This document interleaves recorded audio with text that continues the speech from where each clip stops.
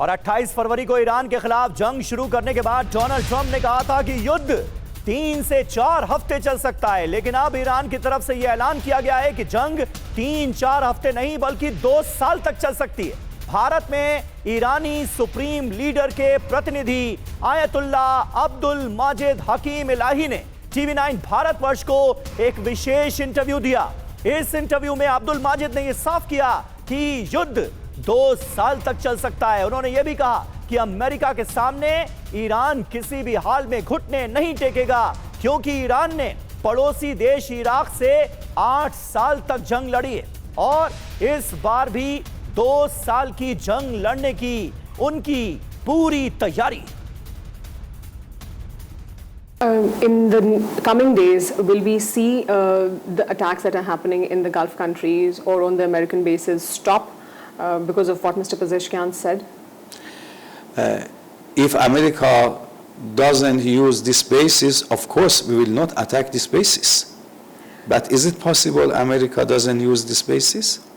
So,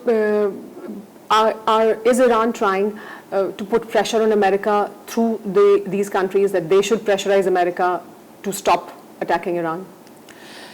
Iran didn't try to push these countries to push pressure on America for stopping the war, because we are ready for 2 years war. And we have experience for 8 years war with Iraq, and which supported by majority of European countries, and with the chemical weapons, which up to now our people are suffering. And we are also ready for that. But we are human beings. We are suffering. Not only Iranians, the other people also are suffering. तो देखिए, इस interview में भी Iran की तरफ से यह बात कही गई है कि जहां जहां अमेरिकी बेसेस मौजूद हैं उन देशों पर ईरान हमला नहीं करेगा अगर उन बेसेस से ईरान पर हमले नहीं किए जाते हैं तो। वहीं भारत में ईरान के सुप्रीम लीडर के प्रतिनिधि आयतुल्ला अब्दुल माजिद हकीम इलाही ने TV9 से खास बात में यह भी कहा कि 1 हफ्ते में ईरान के नए सुप्रीम लीडर के नाम का ऐलान हो जाएगा।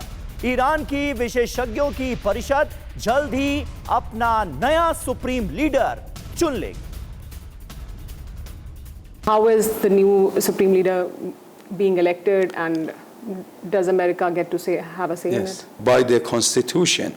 So, and there is the council which formed by 88%, and they are elected by people during the election. So they should gather, and after some discussion, they have to nominate a qualified person for this position.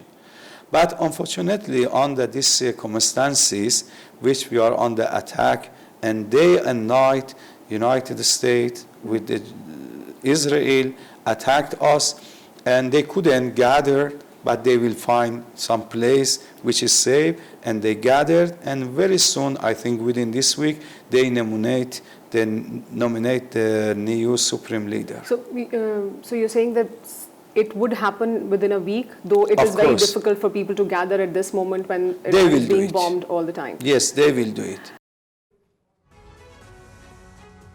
Bharat में Iran के supreme leader के जो representative हैं उन्होंने TV9 Bharatvarsh से खास interview में इन बातों का जिक्र किया। डॉक्टर संदीप त्रिपाठी, किस तरह से आप देख रहे हैं ईरान के इरादे, हौसले कितने बुलंद आपको नजर आ रहे हैं जब खुद ये जो रिप्रेजेंटेटिव हैं सुप्रीम लीडर के, वो ये कह रहे हैं कि 2 साल की जंग के लिए तो हम पूरी तरह से तैयार हैं। और यहां पर एक बड़ी बात यह भी कही गई, जो बात पेजेश्कियान ने इससे पहले कही थी कि अगर जो बेसेस हैं, अमेरिकी बेसेस हैं, उनसे हमले ईरान पर नहीं होते हैं तो अरब देशों को टारगेट ईरान नहीं करेगा, लेकिन अगर वहां से हमले होते हैं तो हम टारगेट करेंगे। इसे कैसे आप देख रहे हैं?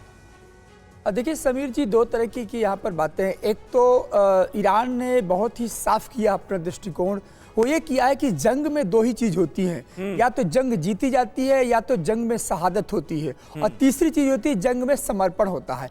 तो मुझे लगता है कि पहली बार ईरान ने क्लियर किया है या तो ये जंग जीतेंगे या तो फिर इस या तो फिर शहादत देंगे।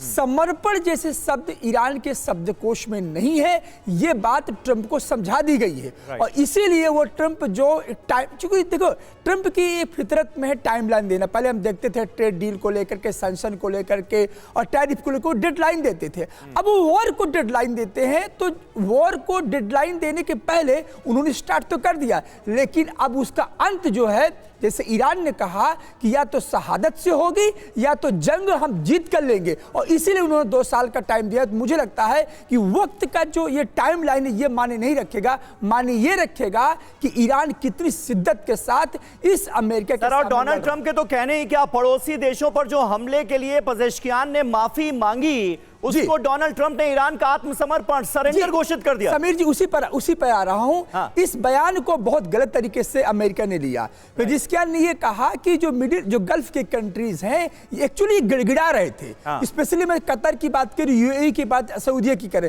ये यही कह रहे थे कि भाई हमें क्यों मार रहे हो। तो उन्होंने कहा हम इसलिए मार रहे हैं क्योंकि तुम जो है एक लॉन्चर पैड बने हुए हो। जैसे मिसाइल का एक लॉन्चर पैड होता है, वैसे अमेरिका का लॉन्च पैड कौन से, ये कंट्री बने हुए थे। तो एक फाइनेंशियल हब का जो चेहरा था, एक दुनिया का सबसे टेक सिटी का जो हब था दुबई को, ईरान ने ध्वस्त कर दिया। आने वाले समय पे कौन जाएगा टूरिज्म करने इन गल्फ कंट्रीज पर, इस आइडेंटिटी को ईरान ने ध्वस्त किया है। तो ये जब गिड़गिड़ाने लगे तो पेजेश्कियान ने कहा कि तुम हमारे दुश्मन नहीं हो, तुम हमारे कहीं ना कहीं मित्र हो, इसलिए हम तुम्हारे पर अटैक नहीं करेंगे। लेकिन यदि तुमने फिर से अपनी सरजमी को अमेरिका को लिए अलाउ किया तो हम तुम्हें छोड़ेंगे नहीं। इस बयान को लेकर के ईरान के अंदर एक तरह का टसल सामने आया। IRGC ने कहा कि माफी जैसे शब्द जंग के मैदान में नहीं होते हैं। तो मुझे लगता है कि थोड़ा सा हवा मिल गई ट्रंप को, तो उसने कहा कि सरेंडर कर दिया। ये ट्रंप की अपनी सोच है, क्या कर सकते। ठीक है, लेकिन ईरान की तरफ से बिल्कुल आपने ये बात सही कहा कि ये बताने की कोशिश की जा रही है, ये कड़ा संदेश देने की कोशिश की जा रही है कि सरेंडर, आत्मसमर्पण, माफी जैसे शब्द